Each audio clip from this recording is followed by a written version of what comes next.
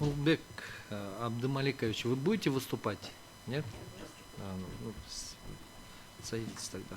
Слово предоставляется представителям Министерства цифрового развития и инновационных технологий. Кто из вас будет выступать? Вы будете, да? Марсбекова Мерим Марсбекова, да? Здравствуйте.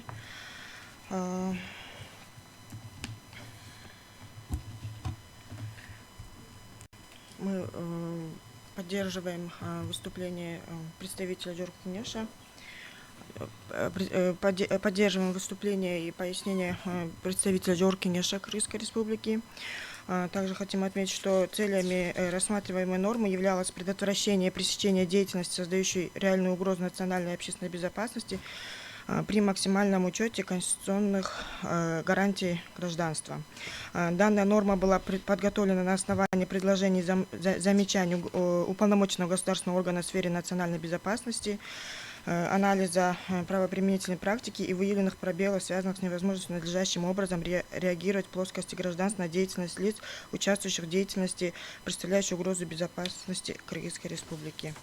Министерство считает, что спорная норма пункта 2 прим. 1 части 2 статьи 26 Закона Кыргызской Республики о гражданстве Кыргызской Республики была внесена во исполнение конституционно значимой цели защиты национальной безопасности.